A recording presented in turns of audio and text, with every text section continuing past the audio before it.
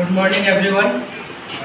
मैं विक्रम कुमार आप लोगों का फिर से स्वागत करता हूं हमारे YouTube channel knowledge with Vikram sir में। हम लोगों ने इससे पहले वीडियो में डिस्कस किया था कंप्यूटर के पार्ट्स के बारे में, जिसमें कीबोर्ड का डिस्कस किया था, माउस के बारे में भी डिस्कस किया गया था और मॉनिटर के बारे में भी डिस्कस किया गया था। उम्मीद होगा कि उस वीडियो से आप लोगों को समझने में मदद मिली होगी। तो आज उस टॉपिक से आगे हम लोग डिस्कस करेंगे माउस के बारे में, माउस के बटन्स के बारे में जानेंगे कि किस बटन से क्या यूज होता है।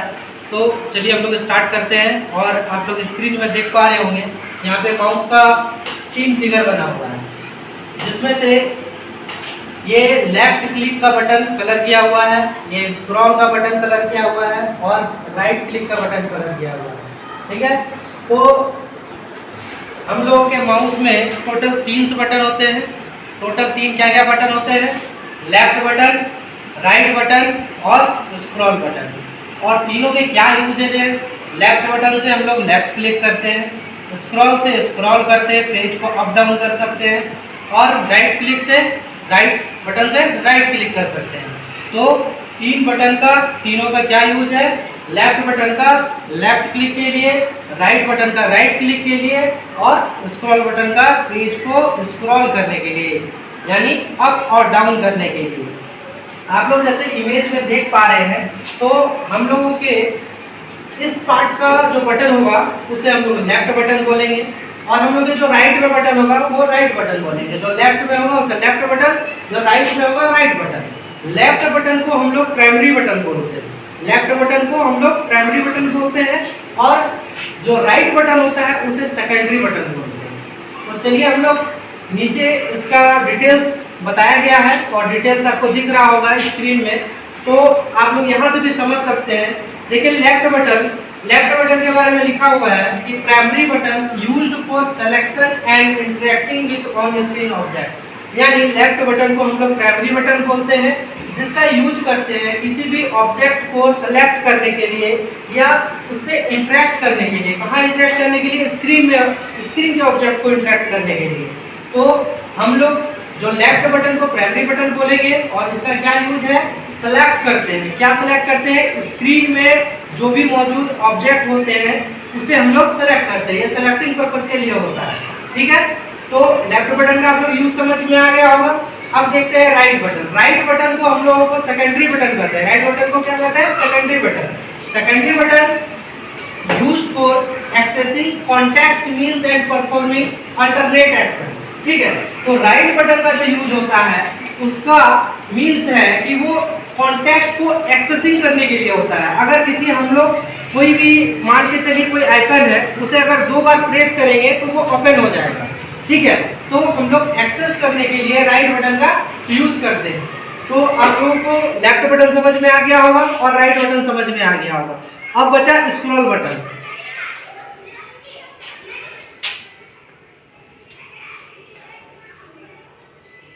देखिए स्क्रॉल बटन, जिसे हम लोग स्क्रॉल बटन या स्क्रॉल व्हील भी बोल सकते हैं। व्हील मतलब होता है चक्का, पहिया, आप कुछ भी बोल सकते हैं। तो जब माउस को हम लोग पकड़ते हैं तो माउस के जो स्क्रॉल बटन को आप घुमाइएगा तो वो एक चक्के की तरह घूमते जाएगा, तो वो घूमने के कारण ही उसे हम लोग स्क्रॉल व्हील भी बोलते हैं या तो स्क्रॉल बटन भी बोलते हैं। ठीक है, तो स्क्रॉल बटन का क्या काम है? ये तो सबसे पहले मिडिल में होता है, तो इसलिए इसको हम लोग मिडिल बटन भी बोल सकते हैं, स्क्रॉल बटन भी बोल सकते हैं। तो मिडिल बटन या scroll wheel button used for scrolling up and down on web page और डॉक्यूमेंट। इसका कहने का मतलब है कि हम लोग कोई भी डॉक्यूमेंट, जो हम लोग कंप्यूटर में अगर कोई भी डॉक्यूमेंट है, कोई भी डॉक्यूमेंट अगर कंप्यूटर में मेरे है और उसको हम नीचे करना चाहते हैं या ऊपर करना चाहते हैं, स्क्रॉल करना चाहते हैं, तो वो स्क्रॉल बटन से हो सकता है। ठीक है, साथ ही अगर किसी हम वेब पेज में है और वेब पेज को हमको स्क्रॉल करना है, नीचे करना है या ऊपर ले जाना है, तो हम माउस के इस स्क्रॉल बटन से हम उस पेज को, उस वेबसाइट के पेज को ऊपर और नीचे कर सकते हैं। तो उम्मीद करते हैं कि ये तीनों बटन के बारे में आप लोगों को समझ में आ गया होगा कि तीनों का क्या फंक्शन है, किसे प्राइमरी बटन बोलते हैं, किसे सेकेंडरी बटन बोलते हैं। ठीक है, तो हम लोग नेक्स्ट अब टॉपिक जो स्टार्ट करने वाले हैं वो टॉपिक है कि precaution to be taken while opening and closing computer. हम लोगों को क्या प्रिकॉशन अपनाना चाहिए। अगर हम लोग कंप्यूटर ऑन कर रहे हैं तो क्या सेफ्टी अपनाना चाहिए, क्या कंप्यूटर अगर बंद कर रहे हैं तो किन बातों का ख्याल रखना चाहिए, ये सब हम लोगों को बहुत इंपॉर्टेंट है और बहुत अच्छी तरह से जानना चाहिए। तो हम लोग चलिए नेक्स्ट डिस्कस करते हैं कि precaution to be taken while opening and closing computer. Open और क्लोज करने के टाइम हम लोगों को कंप्यूटर कैसे यूज करना चाहिए, क्या किन किन बातों का ध्यान रखना चाहिए।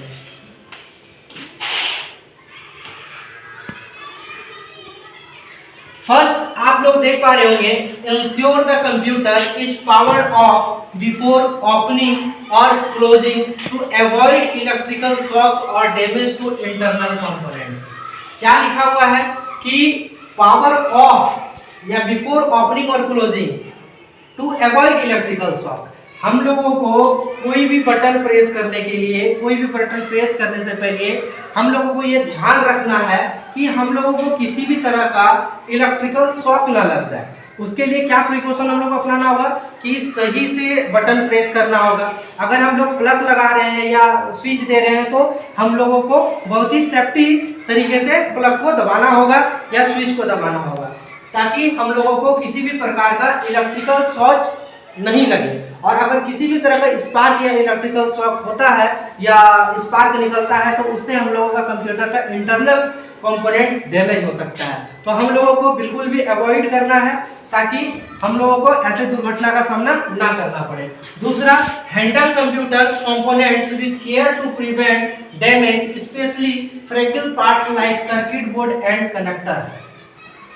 कंप्यूटर का जो अदर पार्ट्स है जो डैमेज हो सकता है, या कोई सर्किट बोर्ड है या किसी कनेक्टर का जो हम लोग यूज करेंगे या किसी कनेक्टर का जो यूज करके हम लोग किसी डिवाइस को कनेक्ट करेंगे, कोई एक्सटर्नल कंपोनेंट को जोड़ेंगे, तो उसका ख्याल रखना है कि हम लोग कैसे जोड़ रहे हैं, सही वे में जोड़ रहे हैं कि नहीं जोड़ रहे हैं। किसी भी प्रकार का किसी भी अगर हम लोग कोई भी एक्सटर्नल डिवाइस को कनेक्ट कर रहे हैं सीपीयू के साथ, अपने कंप्यूटर के साथ, तो प्रॉपर हम लोगों को ध्यान रखना है कि सही से हम लोग उस पार्ट्स को जोड़ रहे हैं या नहीं जोड़ रहे हैं।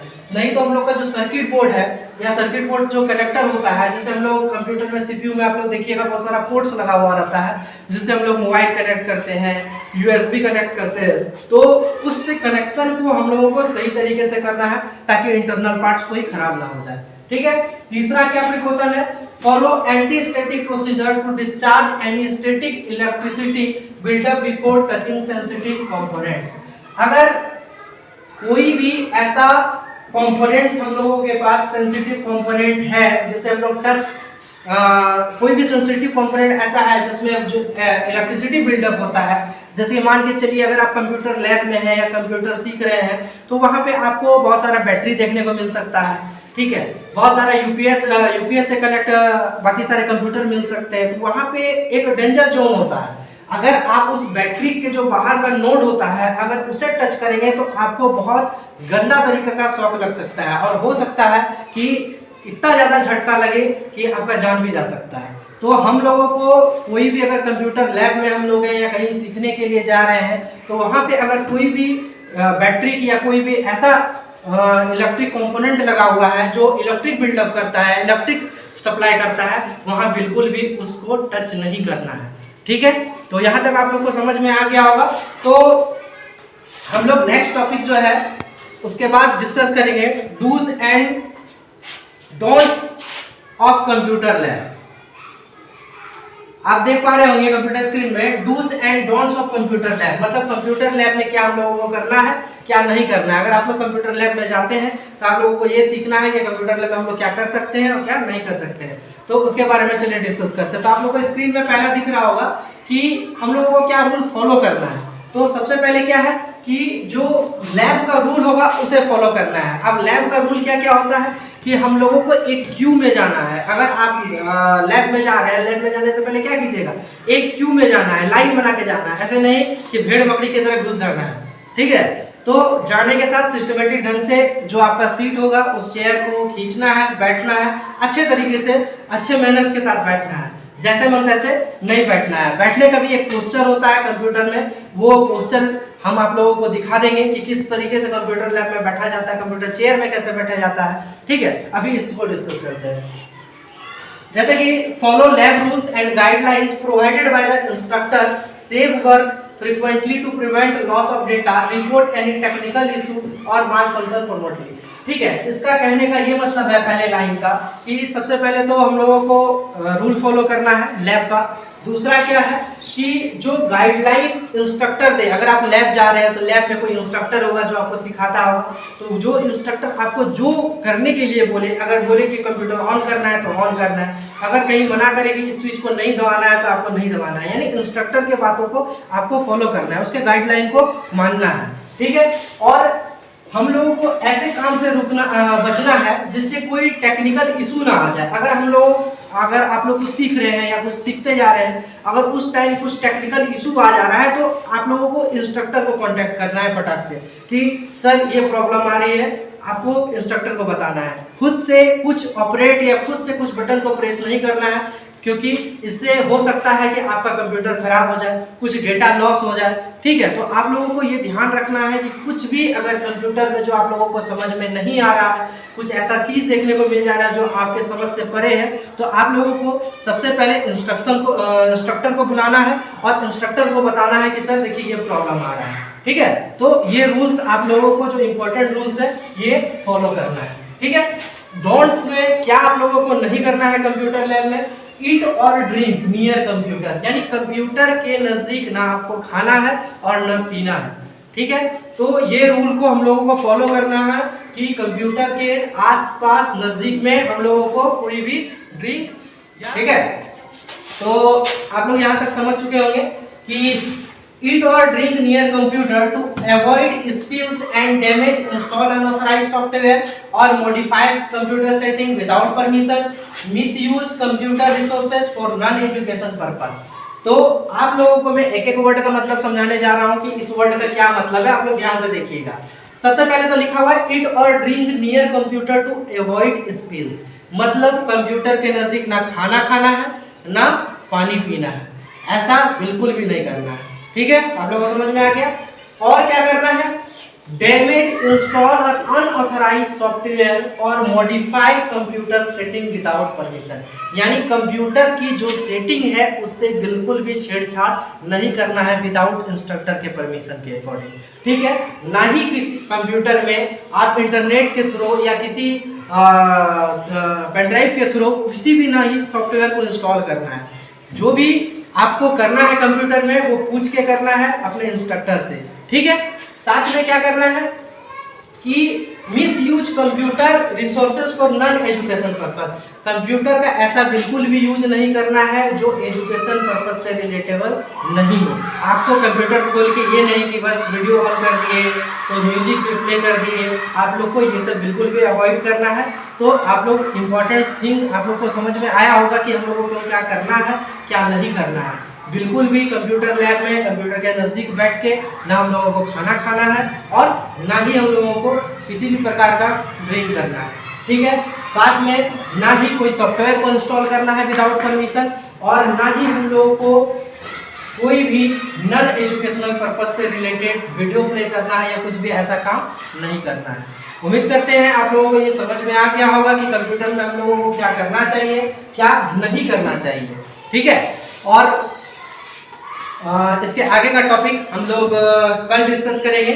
जो फीचर्स ऑफ द कंप्यूटर है कि कंप्यूटर का फीचर्स क्या क्या होता है उसके बारे में जानेंगे कि कंप्यूटर की क्या क्या फीचर्स है, कंप्यूटर का क्या क्या कंप्यूटर का यूज है, कंप्यूटर का कैसे यूज कर सकते हैं, क्या क्या फंक्शन हो सकता है, इसके बारे में हम लोग कल डिस्कस करेंगे। तो आज यहीं तक रहने देते हैं वीडियो। होप करते हैं, आशा करते हैं कि आप लोग का ये जो आज हम बताए क्लास आप लोगों को समझ में आया होगा और आप लोग अच्छे से इसको नोट डाउन करें, स्क्रीन को अच्छे से देखिए। आप लोग इसको नोट्स भी कर सकते हैं ताकि आप लोगों को ज़्यादा बेहतर समझ में आए, और एक दो बार पढ़िएगा तो बिल्कुल समझ में आ जाएगा।